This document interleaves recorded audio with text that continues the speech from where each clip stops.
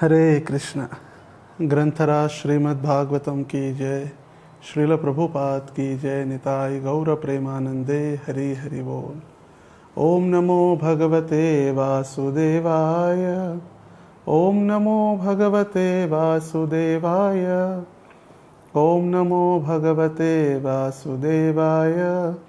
नारायणं नमस्कृत्यं नरं चैव नरोत्तमं देवीं सरस्वतीं व्यासं ततो जयाम्बुधिरयेत्। नष्टप्रायेषु अभद्रेषु नित्यं भागवत सेवया भगवती उत्तमश्लोके भक्तिर्भवति नैष्ठिकीं। कृष्णाय वासुदेवाय देवकी नंदनाय च नंदगोपः कुमाराय गोविंदाय नमो नमः। हरे कृष्ण। आप सभी का स्वागत है आज के इस श्रीमद् भागवत कक्षा में। कीर्तन मेला मुंबई लाइव के द्वारा एक भागवत कथा या कृष्ण कथा का आयोजन किया गया है और आज हम पढ़ेंगे ग्रंथराज श्रीमद् भागवतम से स्कंध पहला अध्याय 8। अध्याय का शीर्षक है कुंती महारानी की प्रार्थना एवं परीक्षित का रक्षण। श्लोक संख्या 41। अथ विश्वेश्व विश्वात्मन् विश्वमूर्तेष्वकेषु मे स्नेहपाशं मिमं छिन्धि दृढ़ं पाण्डुषु विष्णुषु। अनुवाद तथा तात्पर्य। कृष्ण कृपा मूर्ति एसी भक्ति वेदांत स्वामी श्रील प्रभुपाद जी के द्वारा श्रील प्रभुपाद की जय। अनुवाद। अतः हे ब्रह्मांड के स्वामी, हे ब्रह्मांड के आत्मा, हे विश्वरूप, कृपा करके मेरे स्वजनों पांडवों तथा वृष्णियों के प्रति मेरे स्नेह बंधन को काट डाले। तात्पर्य। भगवान का शुद्ध भक्त भगवान से अपने लिए कुछ भी मांगने के लिए लजाता है, लेकिन गृहस्थों को कभी कभी बाध्य होकर भगवान से कुछ कथा की याचना करनी पड़ती है, क्योंकि वे पारिवारिक स्नेह की ग्रंथि से बंधे होते हैं। श्रीमती कुंती देवी इस तथ्य से सचेत थी, अतएव उन्होंने भगवान से प्रार्थना की कि वे उनके स्वजनों पांडवों तथा वृष्णियों के प्रेम पाश को काट दे। पांडव अपने पुत्र थे और वृष्णि उनके पितृकुल के सदस्य थे। कृष्ण इन दोनों परिवारों के समान रूप से संबंधित थे। दोनों ही भगवान की सहायता की आवश्यकता थी, क्योंकि दोनों ही भगवान के आश्रित भक्त थे।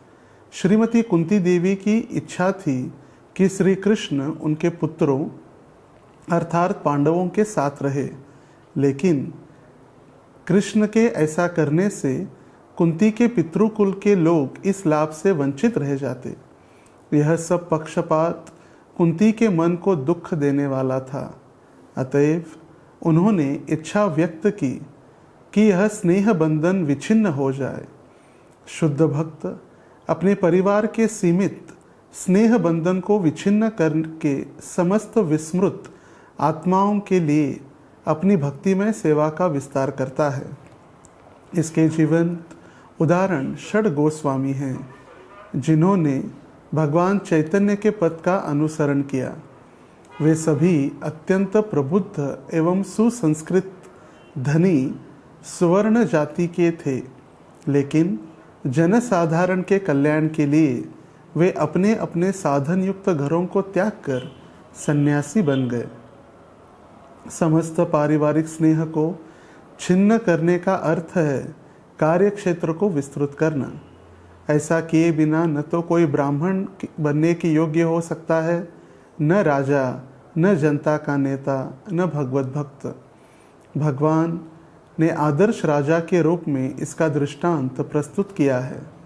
श्री रामचंद्र ने आदर्श राजा के गुणों को प्रकट करके अपनी प्रिय पत्नी से स्नेह बंधन छिन्न कर लिया था।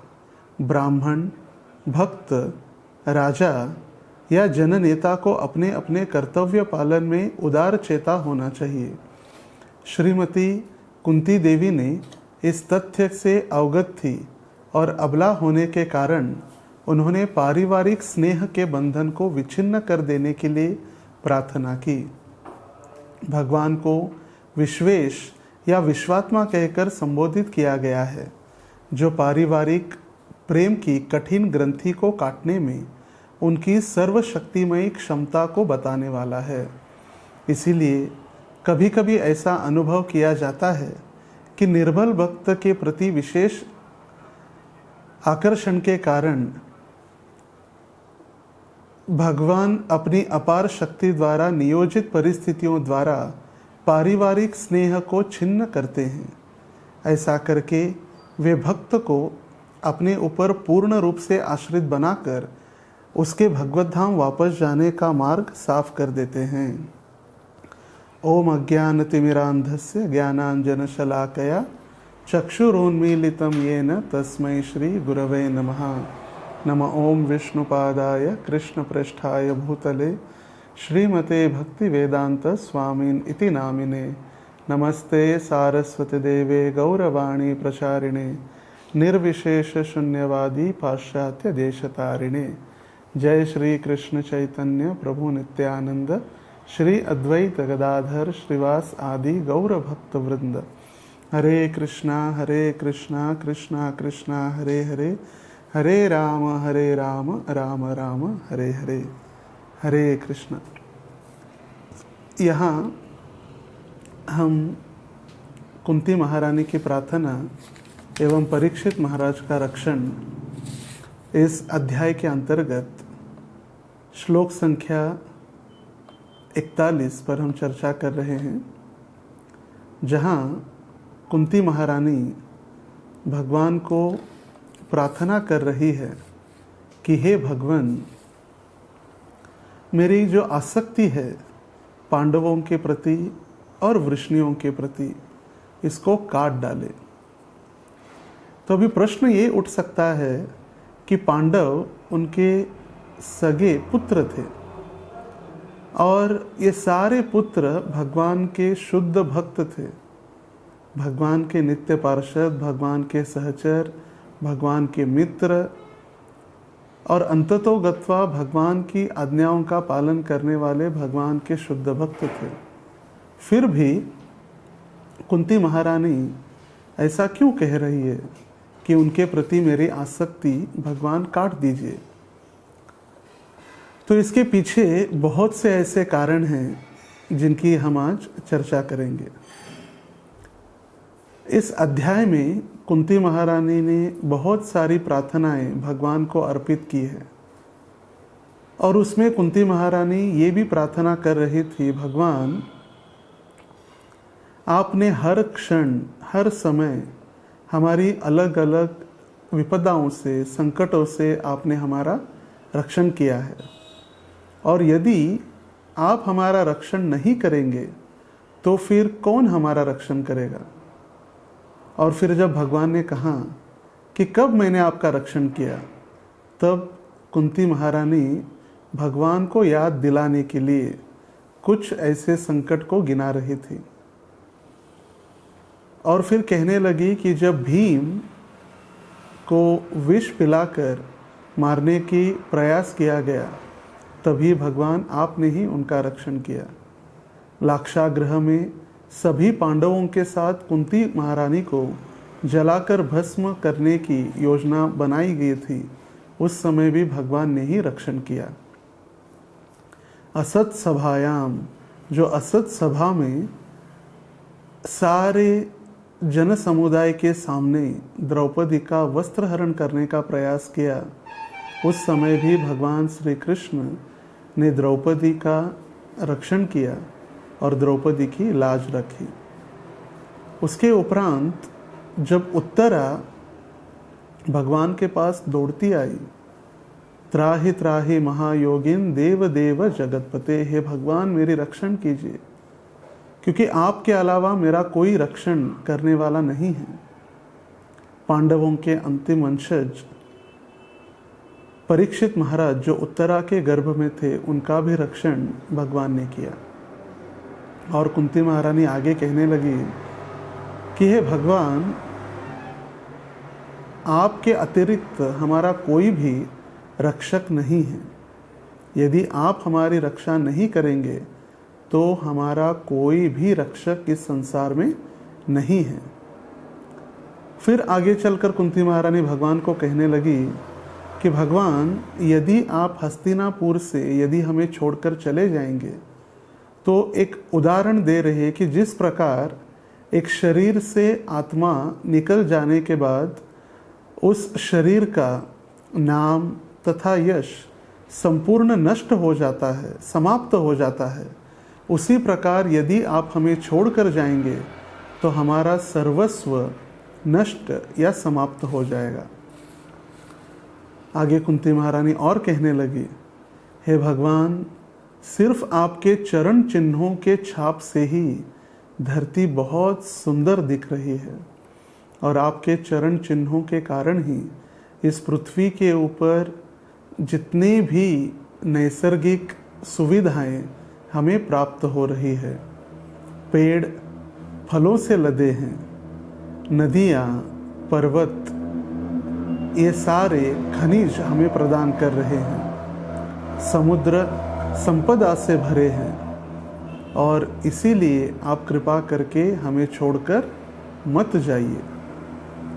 फिर कुंती महारानी आगे सोचने लगी, यदि भगवान हस्तिनापुर छोड़कर द्वारका वापस नहीं जाएंगे तो भगवान के दिव्य संग की प्राप्ति सिर्फ पांडवों को और हस्तिनापुर के वासियों को होगी और फिर द्वारकावासी भगवान के इस दिव्य संग से वंचित रह जाएंगे।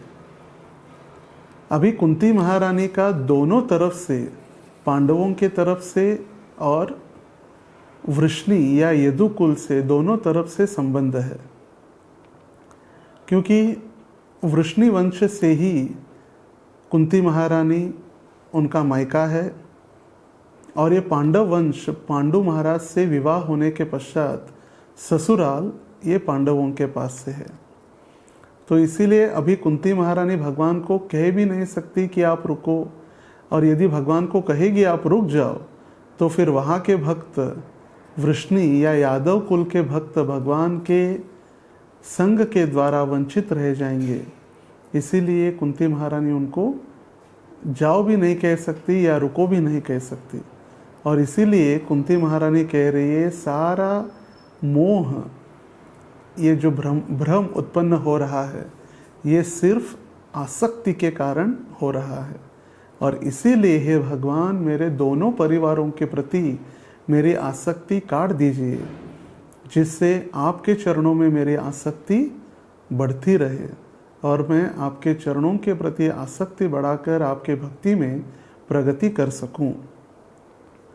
और ये जो स्नेह की रस्सी है या डोर है, उसको हे भगवान आप क्या कीजिए, काट दीजिए, जिससे आपके चरणों में मेरा प्रेम या आपके चरणों में मेरी आसक्ति बढ़ती रहे।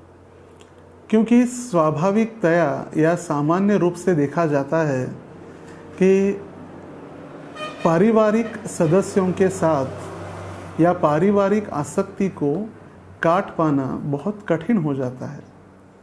इस संसार में हम देखते हैं कि पारिवारिक आसक्ति के कारण लोग संसार में इतने अटक गए हैं, और इस पारिवारिक आसक्ति को काटना इतना आसान नहीं है, मगर भगवान आपके लिए आसान है। क्योंकि ये सारी श्रृंखला जो हमने बताई कि कुंती महारानी किस प्रकार भगवान से प्रार्थना कर रही थी, भगवान आपके वजह से ये हो रहा है, आपके चरण चिन्हों के मात्र से ये हो रहा है, आपके चले जाने से, शरीर से जैसे आत्मा चले जाने के बाद उसका यश नाम नष्ट हो जाता है, उसी प्रकार हमारा नाम और यश नष्ट हो जाएगा। तो हे भगवान, आप सब कुछ करने में समर्थ है और भगवान के लिए कोई कठिन नहीं है। भगवान के लिए सारे कार्य एकदम आसान हैं।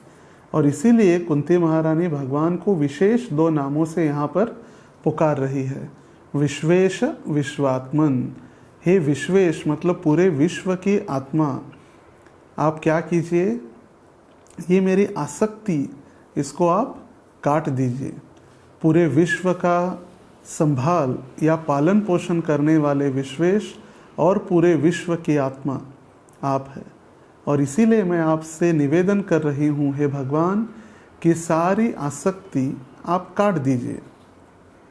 तो हम थोड़ा भी पीछे चलकर कुंती महारानी का वृष्णि वंश के साथ क्या संबंध था, इस पर थोड़ा प्रकाश या मार्गदर्शन करेंगे। वसुदेव और कुंती ये दोनों भाई और बहन हैं। महाभारत के अनुसार और भागवत के अनुसार हमें ज्ञात है कि शूरसेन के ये पुत्र थे। शूरसेन के द्वारा, शूरसेन महाराज के कुल में, यदुकुल में वसुदेव और कुंती ये दोनों भाई बहन हैं। शूरसेन इनके पिता, और वृष्णिवंश में और खास करके यदुकुल में देखा गया तो वृष्णिवंश में आए यदु महाराज। यदु महाराज ये याति के ज्येष्ठ पुत्र हुए, और उन्हीं के कुल में सहस्त्रचित्त के पुत्र मधु, मधु के पुत्र वृष्णि, और इसीलिए मधु के कुल में भगवान श्री कृष्ण अवतरित हुए, इसीलिए भगवान को माधव भी कहा जाता है। और यदुकुल में अवतरित हुए भगवान, इसीलिए जयदेव गोस्वामी अपने श्रित कमला कुछ जो भजन है उसमें लिखते हैं, यदुकुल नलिन दिनेश जय जय देव हरे, जय जय देव हरे। तो मधु राजा के कुल में भगवान श्री कृष्ण अवतरित हुए, इसीलिए उनका नाम हुआ माधव। श्रीपाद श्रीधर स्वामी इस माधव शब्द की व्याख्या करते हुए अनेक कारण बताते हैं कि उनको क्यों माधव कहा गया है। सबसे पहला कारण है कि वो मधु राजा के कुल में अवतरित हुए, इसीलिए बने माधव। भगवान श्री कृष्ण माधुर्य रस का आस्वादन करते हैं, माधुर्य प्रेम रस या ऐश्वर्य रस, इसीलिए भी उनको माधव इस शब्द से संबोधित किया जाता है। माँ धव, धव मतलब पति, और माँ मतलब माता लक्ष्मी। माता लक्ष्मी के जो पति है वो है माधव। जैसे एक होती है विधवा और दूसरी है सधवा। सधवा मतलब जिसके पति जीवित है, और विधवा मतलब जिसके पति मर गए हैं या मर चुके हैं। इसलिए जैसे हम भौतिक जगत में सुनते हैं विधवा है या सधवा है, और उसी शब्द के प्राय उपयोग करते हुए माधव, माधव मतलब माता लक्ष्मी के पति, ये माधव है। और वसंत ऋतु को भी माधव शब्द से संबोधित किया गया है। जब भगवान श्री कृष्ण अपने ग्वाल बाल मित्रों के साथ और गैयों के साथ जब गाय चराने के लिए गौचारण लीला में वृंदावन में प्रवेश करते अरण्यों में, तब ऐसे प्रतीत होता कि वसंत ऋतु ने प्रवेश कर लिया है वृंदावन में। भले वो गर्मी का मौसम हो या जाड़े का मौसम हो, मगर भगवान कृष्ण जैसे ही प्रवेश करते तब ऐसे प्रतीत होता कि वृंदावन में अभी वसंत ऋतु आ गया है, और इसीलिए भगवान को माधव भी कहा जाता है। और इसी वृष्णि कुल में शूरसेन भी अवतरित हुए और वसुदेव भी अवतरित हुए, और इसी शूरसेन महाराज के परिवार में देवक के द्वारा कुंती और वसुदेव के द्वारा कृष्ण का जन्म हुआ। और अभी इसी कुल में जो सहस्त्र चित्त थे, याति महाराज के ज्येष्ठ पुत्र सहस्त्रचित्त, उनके एक भाई थे क्रोष्ठा। उस क्रोष्ठा के पुत्र हुए वृष्णि, वो भी एक वृष्णि संप्रदाय या वृष्णि कुटुंब का अवतरण या विवरण आचार्यों ने दिया है। क्रोष्ठा के पुत्र हुए महाराज वृष्णि और इनके वश में इनके ही कुल में भगवान अवतरित हुए, इसीलिए वृष्णि कुल कहा गया है। महाराज वृष्णि के पुत्र हुए श्वफल्क महाराज और श्वफल्क महाराज के पुत्र हुए श्वाफल्क। अब ये श्वाफल्क मतलब स्वयं अक्रूर जी, अक्रूर जी का नाम है श्वाफल्क। महाराज वृष्णि, महाराज अंधक और महाराज भोज ये तीनों भाई भाई थे और इसी अंधक परिवार में या इसी अंधक के कुटुंब में देवक और उग्रसेन ने जन्म लिया। देवक से जन्म लिया देवकी ने और उग्रसेन से हुए कंस। और ये देवक और कंस भाई भाई थे, इसीलिए जो आसुरी प्रवृत्ति का कंस अपनी बहन के शादी में जब हम वर्णन सुनते हैं भगवान श्री कृष्ण पूर्ण पुरुषोत्तम भगवान नामक ग्रंथ में कि ये कंस अपने बहन को लेके जा रहा था अपने ससुराल छोड़ने के लिए, उसकी चचेरी भाई है, चाचा की लड़की। तो यहाँ पर ये वर्णन उनका पिछले विवाह के पहले, ये सारा वर्णन कुंती महारानी जो पृथा नाम से प्रसिद्ध थी और देवक महाराज शूरसेन, उन्होंने अपने मित्र कुंती भोज राजा को इस प्रथा को दत्तक दिया था, अडॉप्ट कर लिया था कुंती भोज राजा ने। और इसीलिए कुंती भोज राजा के पास जाने के बाद प्रथा का नाम हुआ कुंती। श्रीमद् भागवत के दशम स्कंद में सुखदेव गोस्वामी ये सब वर्णन करते हैं और सुखदेव गोस्वामी ये भी वर्णन करते हैं कि कंस के अत्याचार से सारे यादव कुल या वृष्णि कुल के सारे सदस्य अपनी मथुरा नगरी छोड़ के सारे अलग अलग दूसरे राजाओं के पास जाकर छुप गए। क्यों? क्योंकि जब कंस को ज्ञात हुआ कि कंस पिछले जन्म में कालनेमी नामक असुर था और उसका वध देवताओं के कहने से, देवताओं के द्वारा उसका वध हुआ था, और इसीलिए उसको जब ज्ञात हुआ कि ये सारे देवता अभी इस यादव या वृष्णि वंश में अवतरित हुए हैं कृष्ण लीला में भाग लेने के लिए, इसलिए सबको मार डालना चाहता था। और इसीलिए सारे देवी देवता छुपकर बैठ गए थे कहाँ? अलग अलग राजाओं के पास, कंस के भय के कारण। अभी ये हो गया कुंती महारानी के विवाह के पहले, जब उनका कौटुंबिक वृष्णि वंशियों के साथ संबंध। अभी पांडवों के साथ या कौरवों के साथ उनका संबंध क्या है? पुरु महाराज जो है, राजा ययाति, जिनका भागवत में वर्णन किया गया है, राजा ययाति जो प्रसिद्ध है और उनको संभोग या भोग करने की तीव्र इच्छा के कारण जब उनका शरीर वृद्ध हो गया और बुढ़ापे में वो भोग नहीं कर सकते थे, और इसीलिए उन्होंने अपने पुत्रों से विनती की कि आप मुझे अपना यौवन प्रदान करो और आप मेरा बुढ़ापा आप ले लो। मगर कई सारे पुत्र होने के बावजूद कोई भी तैयार नहीं हुआ सिवाय पुरु के। और ये पुरु राजा ययाति महाराज के सबसे छोटे पुत्र रहे और उन्होंने पिता की आज्ञा या पिता की इच्छा पूर्ण की। उन्होंने पिता को संभोग करने के लिए अपना सारा यौवन पिता को अर्पण कर दिया और पिता का बुढ़ापा उन्होंने ले लिया। और इसी ययाति से हुए पुरु से हुए दुष्यंत महाराज, जिनसे आगे चलकर भरत महाराज ने भी जन्म लिया।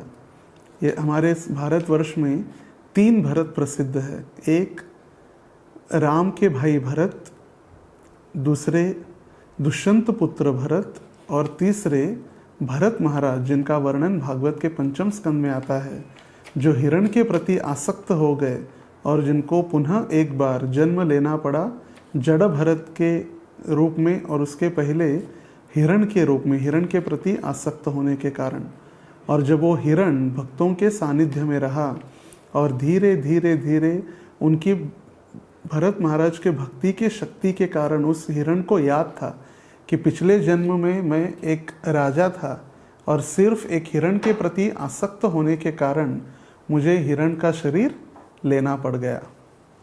और फिर आगे चलकर वही हिरण जड़ भरत नाम से प्रसिद्ध हुए। फिर इन्हीं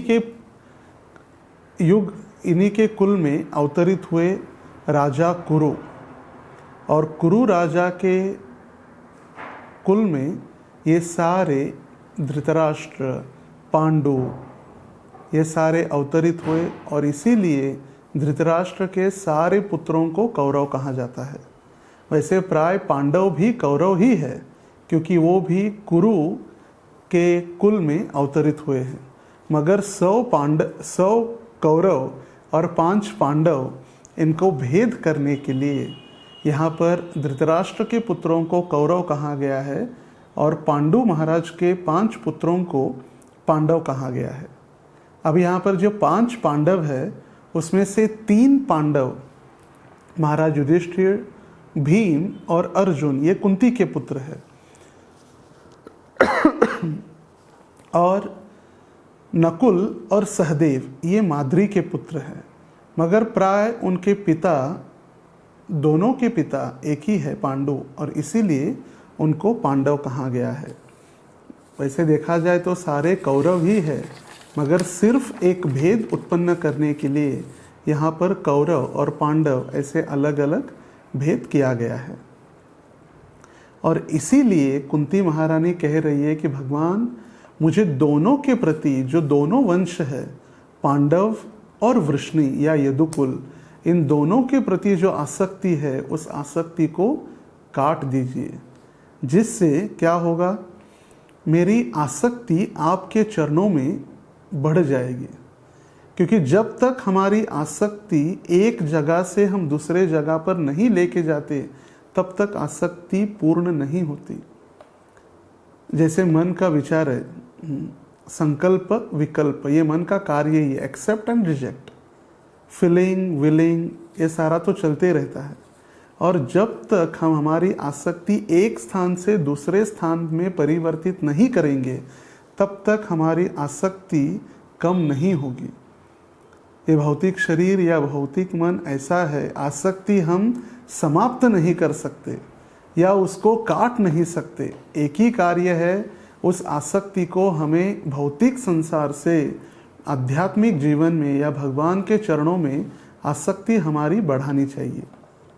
और इसीलिए कुंती महारानी कह रहे, भगवान ये कार्य मैं नहीं कर सकती, अपितु आपके लिए बहुत आसान कार्य है, और इसीलिए मेरी विनती है कि आप इस आसक्ति को काट दीजिए।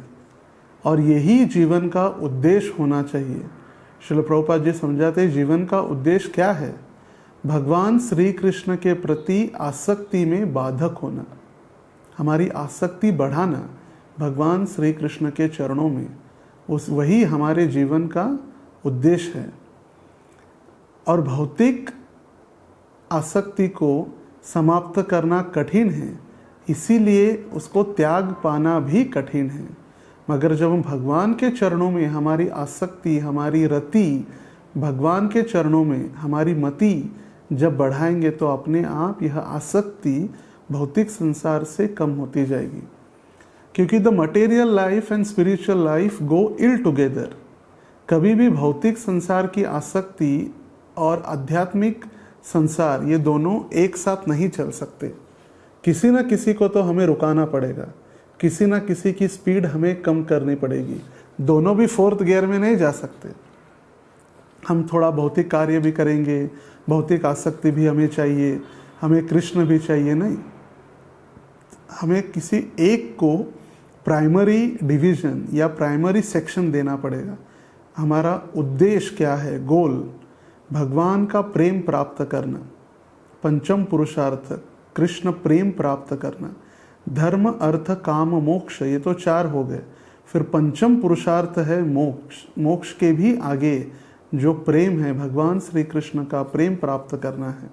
और उसी लिए यदि उनका प्रेम प्राप्त करना है तो उनमें आसक्ति को बढ़ाना स्वाभाविक है। और भक्ति का अर्थ क्या है? भक्ति मतलब श्री कृष्ण के प्रति आसक्ति। भगवान श्री कृष्ण के प्रति स्वाभाविक आसक्ति ही कृष्ण प्रेम है। कृष्ण प्रेम मतलब भगवान के प्रति हमारी स्वाभाविक आसक्ति, इसी को ही भक्ति कहा गया है। और यही भक्ति देने के लिए स्वयं भगवान श्री कृष्ण अवतरित होते हैं इस भौतिक संसार में। इस भौतिक संसार में जब भगवान श्री कृष्ण अवतरित होते हैं तो कलयुग में भगवान श्री चैतन्य महाप्रभु के रूप में वो अवतरित होते हैं। इसका वर्णन चैतन्य चरितामृत के मध्य लीला में दिया गया है। सारोम भट्टाचार्य हमें बताते हैं, सारोम भट्टाचार्य जो पहले मायावादी थे मगर चैतन्य महाप्रभु के संग से वो अभी शुद्ध भक्त बन गए। वैसे तो सारे महाप्रभु के नित्य पार्षद है कृष्ण लीला के, मगर इस भौतिक जगत में अलग अलग भूमिकाएं निभा रहे हैं। और वो सारोम भट्टाचार्य कहते हैं, वैराग्य विद्या निज भक्ति योग शिक्षार्थमेकं पुरुषं पुराणं श्री कृष्ण चैतन्य शरीरधारी कृपाम्बुधिर्यस्तमहं प्रपद्ये। मैं शरणागति स्वीकारता हूँ किसकी? पूर्ण पुरुषोत्तम भगवान श्री कृष्ण की, जिन्होंने अभी चैतन्य महाप्रभु के रूप में अवतार लिया है और जो हमें सिखाने के लिए आए हैं कि भगवान श्री कृष्ण को प्राप्त करने के लिए वैराग्य विद्या निज भक्ति योगात, वैराग्य और निज भक्ति हमें प्रदान करने के लिए आए हैं। तो इस श्लोक के अनुसार सारोम भट्टाचार्य हमें समझाते हैं, चैतन्य महाप्रभु जो वैराग्य को सभी के हृदय में वैराग्य को देखना चाहते हैं, वो चैतन्य महाप्रभु हमें 3 बातें सिखाने के लिए आए हैं। सबसे पहला, संसार से वैराग्य। इस भौतिक संसार, ये तथाकथित भौतिक संसार जो है, इससे वैराग्य या आसक्ति को कम करने के लिए। दूसरा, आध्यात्मिक ज्ञान या आध्यात्मिक विद्या देने के लिए वो स्वयं अवतरित हुए हैं। और तीसरा, निज भक्ति योग, अपने चरण कमलों के प्रति प्रेम प्रदान करने के लिए। श्री कृष्ण चैतन्य राधा कृष्ण नाहे अन्य। भगवान श्री कृष्ण राधा रानी के एक स्वरूप है और वो हमें अपने स्वयं चरणों का प्रेम या चरणों की भक्ति प्रदान करने के लिए आए हैं। जब कुंती महारानी भगवान को प्रार्थना कर रही थी भगवान, और कह रही थी कि अलग अलग इन सारे कष्टों से आपने हमारा रक्षण किया और मेरी एक अभी इच्छा है, तो भगवान को लगा कि अभी सारे संकटों से मुक्त करने के लिए कुंती महारानी प्रार्थना कर रही है। मगर कुंती महारानी भगवान से प्रार्थना करने लगी तो भगवान भी आश्चर्यचकित रह गए ये प्रार्थना सुनकर। कौन सी प्रार्थना है? विपदः संतुता शश्वत तत्र तत्र जगद्गुरो भवतो दर्शनम यस्याद अपुनर्भव दर्शनम। हे भगवान, मुझे संकट दीजिए। विपदः संतुता, और शाश्वत रूप से, सिर्फ साल में एक संकट या जीवन में एक संकट, जैसे अभी कोरोना का संकट चल रहा है। पहले व्यक्ति कहता था हमें करना है करना है करना है, और भक्त या भगवान कहते हैं मत करो मत करो मत करो। अभी देवता और भगवान कह रहे कोरोना कोरोना, और अभी मनुष्य कह रहा है नहीं ना नहीं ना। तो तब कुंती महारानी कहने लगी, भगवान मुझे एक के बाद एक संकट देते रहिए, न समाप्त होने वाले ऐसे संकट, जिससे क्या होगा, मैं इस संकटों में तीव्रता से आपका स्मरण होगा, और तीव्रता से स्मरण होगा जिससे आपका दर्शन होगा। जब मैं तीव्रता से आपका स्मरण करूंगी तो आपका दर्शन होगा, और एक बार यदि आपका दर्शन हो गया तो पुनः इस भौतिक जगत का दर्शन या भवसागर का दर्शन, पुनरपि जननम पुनरपि मरणम पुनरपि जननी जठरे शयनम, यही संसारे खलु दुस्तारे कृपया पाहे पारे मुरारे। ये जन्म मृत्यु का जो चक्र है, पुनः जन्म लेना, पुनः मरना, पुनः माता के जठर में आना, ये सारा बंद हो जाएगा। और इसीलिए भगवान हमें क्या कीजिए, संकट दीजिए। तो देखिए कितनी विशेष प्रार्थना है। ऐसे कभी ना मांगा जाता है, ना कभी सोचा जाता है, ना कोई व्यक्ति भगवान के मंदिरों में जाके भगवान से प्रार्थना करता है संकट देने के लिए, कोई नहीं। सब लोग तो प्रार्थना करते सुख संपत्ति घर आवे, कष्ट मिटे तन का, ओम जय जगदीश हरे। सभी भगवान से प्रार्थना कर रहे, संपत्ति दो, धन दो, देही देही देही, ये दो वो दो, चलते रहता है, मगर कोई संकट नहीं मांग रहा है। दुख में सुमिरन सब करे, सुख में करे न कोई। सुख में यदि सुमिर न करे तो दुख काहे को होए। सब लोग सिर्फ दुख आते ही भगवान के पास भागने लगते हैं। जैसे आप सभी को ज्ञात होगा, जैसे मार्च और अप्रैल का एग्ज़ाम के समय नज़दीक आते ही सारे बच्चों की भीड़ धीरे धीरे धीरे मंदिर में बढ़ने लगती है। बैग्स और वाटर बॉटल्स लेके सभी आते हैं। क्यों? क्योंकि अभी एग्ज़ाम आ रहे, भगवान अभी हम आपको हमारे एग्ज़ाम में मदद कर रही हैं, आपकी सहायता की बहुत आवश्यकता है एग्ज़ाम्स लिखने के लिए। मगर साल भर भगवान की याद नहीं आती। एक बच्चा, मुझे याद आ रहा था कि एक छोटा सा बच्चा मंदिर में आके हर रोज़ हाथ जोड़ के प्रार्थना करता था और कुछ ना कुछ बड़बड़ाता था जोर से। और फिर एक दिन पुजारी ने पूछा कि अरे क्या बड़बड़ाते हो हर रोज़ आके, क्या प्रार्थना करते हो, क्या मांगते हो भगवान से। फिर वो बच्चा निष्पाप वो कहने लगा, पुजारी ब्राह्मण देवता, मुझे तो कोई प्रार्थना वगैरह आती नहीं है, ना मैं बहुत पंडित हूँ या बहुत पढ़ा लिखा हूँ। मैं आके भगवान के सामने हाथ जोड़कर क्या कहता हूँ, ABCD की प्रार्थना कहता हूँ। ABCD, A से लेकर Z तक सारे जितने भी अक्षर है मैं भगवान को पढ़कर सुनाता हूँ और भगवान को कहता हूँ कि जो प्रार्थना आपको तैयार करनी है वो भी तैयार कर लीजिए, क्योंकि सारी प्रार्थनाएं A से Z तक ही शब्दों से या अक्षरों से उसका प्रार्थना तैयार होने वाली है। तो भगवान बहुत प्रसन्न हो जाते हैं ऐसी प्रार्थनाओं से। तो संसार के और कृष्ण के प्रति, जैसे हमने कहा, एक साथ आसक्ति कभी बढ़ नहीं सकती, क्योंकि ये दोनों, भौतिक संसार से आसक्ति और कृष्ण की भक्ति, ये दोनों कभी साथ में नहीं चल सकती।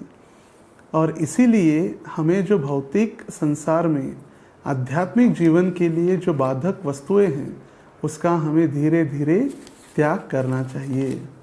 अनुकूलस्य संकल्प प्रतिकूलस्य वर्जनम, रक्षिति इति विश्वासो गोत्पृत्वे वर्णम तथा आत्मनिरपेक्ष कार्पण्ये षड्विधा शरणागति। वर्णन किया गया शरणागति के 6 लक्षणों में अनुकूलस्य संकल्प, जो भक्ति के लिए अनुकूल है उसका हमें स्वीकार करना चाहिए, और जो भक्ति के लिए प्रतिकूल है उसका हमें त्याग कर देना चाहिए। जैसे वर्णन आता है रघुनाथ दास गोस्वामी का, यहाँ पर प्रभुपाद जी तात्पर्य में लिख रहे कि जो गोस्वामी जो थे ये सारे बहुत बड़े बड़े कुटुंब में उन्होंने जन्म लिया था, मगर भगवान के प्राप्ति के लिए और चैतन्य महाप्रभु के भक्ति के लिए उन्होंने चैतन्य महाप्रभु के पद का अनुसरण किया। ये सारे सुसंस्कृत धनी स्वर्ण जाति के थे। रघुनाथ दास गोस्वामी अपने जब माता पिता के साथ रहते तो बचपन से ही हरिदास ठाकुर का उन्हें संग प्राप्त हुआ था और हरिदास ठाकुर के विषय में उन्होंने श्रवण भी किया था, और इसीलिए उनको तीव्र उत्कट इच्छा थी कि चैतन्य महाप्रभु को दर्शन करना है या चैतन्य महाप्रभु के भक्ति का मार्ग उनको अपनाना था।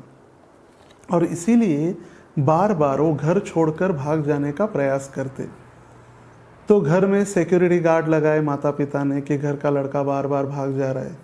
जैसे जब कोई युवक कॉलेज की अवस्था में, जब कॉलेज में रहता है और हरे कृष्ण मंदिर में ज़्यादा समय देने लगता है तो माता पिता को भी टेंशन आ जाता है, अरे कहीं मेरा बच्चा मंदिर में जाके बाबा या ब्रह्मचारी न बन जाए। तो उसी प्रकार ये सब हर समय भागने का प्रयास करते। तो उन्होंने देखा कि सभी समय ये भागने का प्रयास कर रहे, तो क्या एक योजना की जाए जिससे इस संसार में इसकी आसक्ति बढ़े और घर में ये टिक सके। तो उन्होंने योजना की कि उनका विवाह कर देना चाहिए, क्योंकि एक बार शादी हो जाएगी तो घर में इसका मन लगेगा पत्नी के आने के बाद। तो प्रभुपाद कहते हैं उस समय की सबसे सुंदर युवती के साथ उनका विवाह हुआ। और ऐसे भी नहीं कि घर में परिस्थिति बहुत गरीब थी या खाने के बहुत कष्ट हुआ करते थे, खाने के लिए नहीं था, ऐसे नहीं। आज के दिन में बड़े बड़े बोट्स, शिप्स भर के सोने के सिक्के आज भर जाए उतनी उनकी संपत्ति थी, क्योंकि उनके पिता, उनके चाचा नवाब हुसैन शाह के दरबार में टैक्स कलेक्शन की सेवाएं करते थे, और फिर भी ये भागने का प्रयास करते थे। और विवाह के पश्चात भी बार बार घर छोड़कर भागने का प्रयास करें।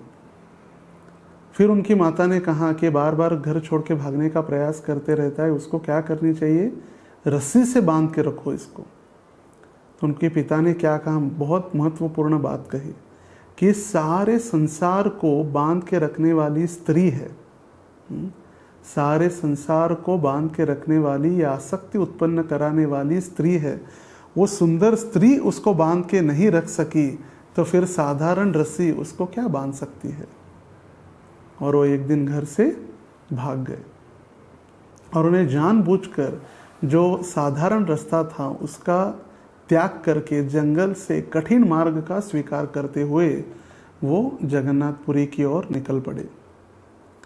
जब जगन्नाथपुरी में पहुँचे तो सबसे पहले उनके पिता ने सोचा अभी तो ये चला गया पुत्र, अभी तो रहने के लिए वापस घर आएगा कि नहीं वो भी नहीं पता, तो अच्छा है कि हम कुछ धन राशि पॉकेट मनी के रूप में उसको हर महीने भेजते रहेंगे, जिससे उसका खाने का खर्चा या रहने का खर्चा निकलता रहे।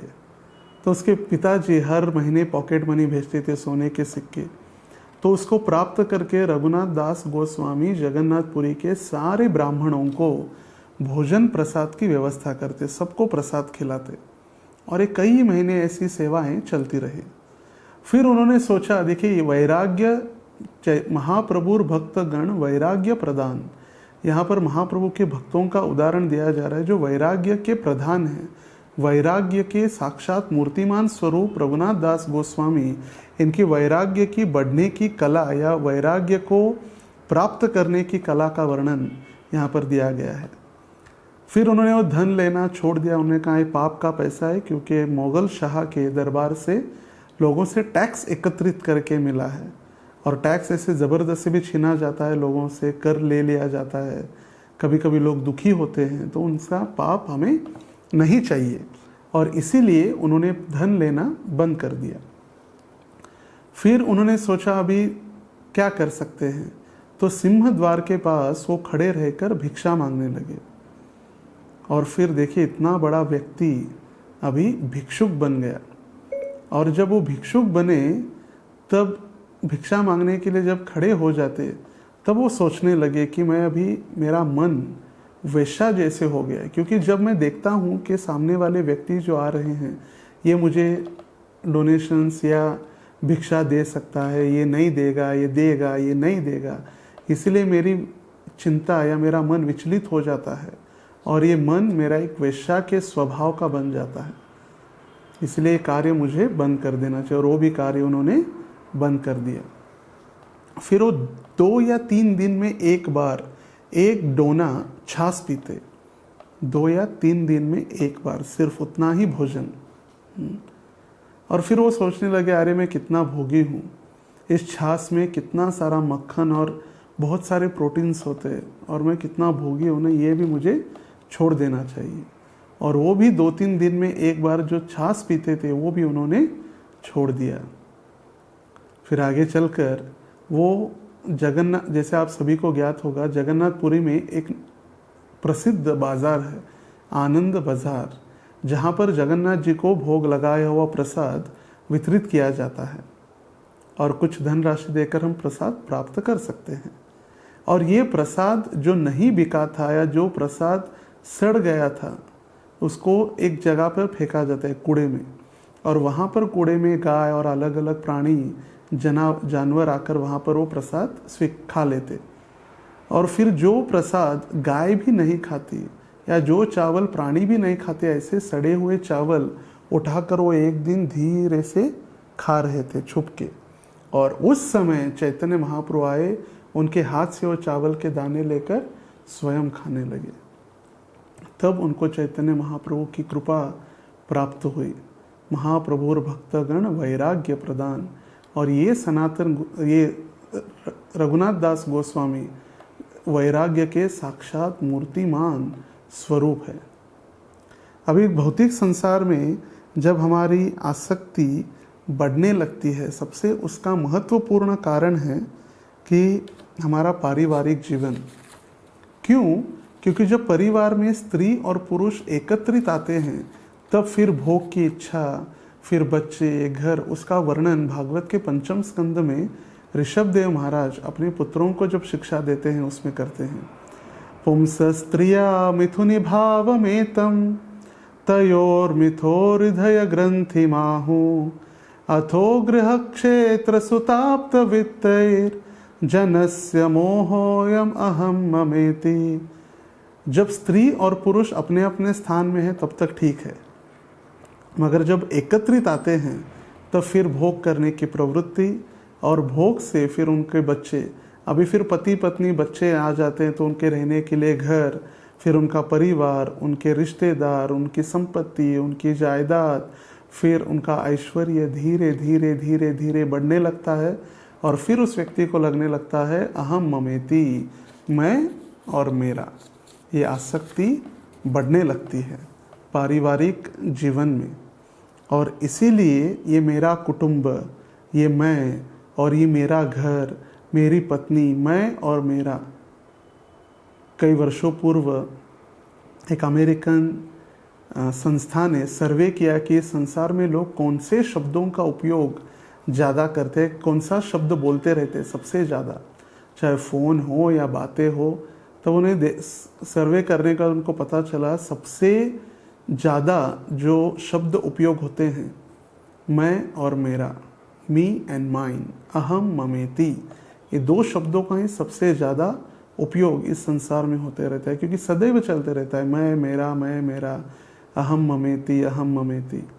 और इसीलिए ये बाधक वस्तु हो जाती है, और इसीलिए हमें इस बाधक वस्तु को खंडित करना चाहिए, जिससे ये भौतिक संसार के प्रति हमारी आसक्ति धीरे धीरे धीरे नष्ट होती रहे। और इसीलिए कुंती महारानी हमें समझा रही है कि हे भगवान को प्रार्थना कर रही है। ये तो भगवान को प्रार्थना कर रही है, मगर उनको अपने हृदय में कोई आसक्ति नहीं थी। और आसक्ति होती तो भी सारे भगवान के भक्त है, नित्य पार्षद है, भगवान के धाम से आए हैं, और फिर भी वो कह रहे कि आसक्ति भगवान काट दीजिए। ये कुंती महारानी हमें सिखला रही है कि किस प्रकार हमें भी इस भौतिक संसार से आसक्ति कम करते हुए भगवान के चरणों में आसक्ति उत्पन्न करनी चाहिए, भगवान के चरणों में आसक्ति बढ़ानी चाहिए, जिससे हमें कृष्ण के प्रति, कृष्ण के भक्तों के प्रति प्रेम हमारा बढ़ सके, जागृत हो सके। जो हृदय में छुपा हुआ कृष्ण के प्रति प्रेम है वो जग जाए। और इसीलिए कुंती महारानी प्रार्थना कर रहे, भगवान ये वृष्णि और पांडवों के प्रति जो मेरी आसक्ति है उसको आप क्या कर दीजिए, छिन्न या काट दीजिए, समाप्त कर दीजिए, नष्ट कर दीजिए, जिससे मैं आपके चरणों में मेरी रति, मेरी आसक्ति और मेरा प्रेम आपके चरणों में बढ़ जाए। हरे कृष्णा कृष्णा कृष्णा हरे हरे, हरे राम राम राम हरे हरे। और इसीलिए हमें इस भौतिक संसार में रहते हो, ऐसे नहीं कि हमें भौतिक संसार से पूरी आसक्ति को त्याग देना चाहिए, नहीं। इस भौतिक संसार में जब हम हैं, हमारी भी कुछ रिस्पॉन्सिबिलिटी, जिम्मेदारी है, और ख़ास करके गृहस्थ भक्तों की, इन सारी जिम्मेदारियों को निभाते हुए हमें कभी भी इस संसार के प्रति आसक्त नहीं होना चाहिए। इस संसार में, इस कुटुंब में हमें कृष्ण को केंद्र बिंदु बना के भगवान को केंद्र में रखकर भगवान की सेवा करनी चाहिए। हम जो भी कार्य कर रहे हैं, हम जो भी बिजनेस कर रहे हैं, उसका केंद्र हम जब भगवान को बनाएंगे तब चलकर हमारी धीरे धीरे आसक्ति कम हो जाएगी। हमारे घर के प्रमुख कृष्ण हो, हमारे परिवार के प्रमुख कृष्ण हो, हमारे बिजनेस के प्रमुख कृष्ण हो। और जब भगवान कृष्ण को हम हमारे परिवार के प्रमुख या परिवार के एक सदस्य समझेंगे तब चलकर भगवान के प्रति हमारा प्रेम धीरे धीरे बढ़ते रहेगा। और इसीलिए हमें इस कठिन परिस्थिति में भी भगवान के नामों का उच्चारण करना है, भगवान की कथा का श्रवण करना है। क्योंकि कीर्तन मतलब भगवान के नामों का कीर्तन या जयघोष जिसको कहा जाता है कॉन्ग्रीगेशनल चैंटिंग, और कीर्तन मतलब भगवान की कीर्ति का वर्णन, उसको भी कीर्तन कहा गया है। भगवान की लीलाएं, भगवान की जो बाल लीलाएं, भगवान के अलग अलग दिव्य लीलाएं जो हुई जिसका वर्णन भागवत में या अलग अलग शास्त्रों में हमें प्राप्त होता है, उसका वर्णन या उसके कीर्ति का गान करना मतलब भी कीर्तन है। और यदि हम कीर्तन के प्रति आसक्त हो जाएंगे तो भौतिक संसार की नर्तकी उससे हम अनासक्त धीरे धीरे हो जाएंगे। क्योंकि कीर्तन उसका अपोजिट है नर्तकी, एक शब्द है कीर्तन नर्तकी। इस कीर्तन के प्रति या भगवान के नामों के प्रति हमारा जब प्रेम या आसक्ति उत्पन्न हो जाएगी भगवान के चरणों के प्रति, तब भौतिक संसार के नर्तकी के प्रति हमारी अनासक्ति बढ़ जाएगी या आसक्ति कम होते जाएगी। और इसीलिए ये आज की जो परिस्थिति है जहाँ पर हमें सभी को घर के अंदर रहने के लिए बाध्य किया गया है, अपने अपने स्थानों में रहने के लिए बाध्य किया गया है, हमारा ज़्यादा से ज़्यादा समय हम भगवान के भक्ति में, भगवान के कथा का श्रवण करने में, भगवान के नामों का जप करने में और अखंड भगवान के नामों का कीर्तन करने के लिए करना चाहिए, जिससे हमारे भगवान के चरणों के प्रति हमारा प्रेम बढ़ते रहे और भगवान के प्रति हमारी आसक्ति बढ़ती जाए। बहुत बहुत धन्यवाद। हरे कृष्ण। ग्रंथराज श्रीमद् भागवतम की जय। श्रील प्रभुपाद की जय। निताई गौर प्रेमानंदे। हरि हरि बोल। हरे कृष्ण।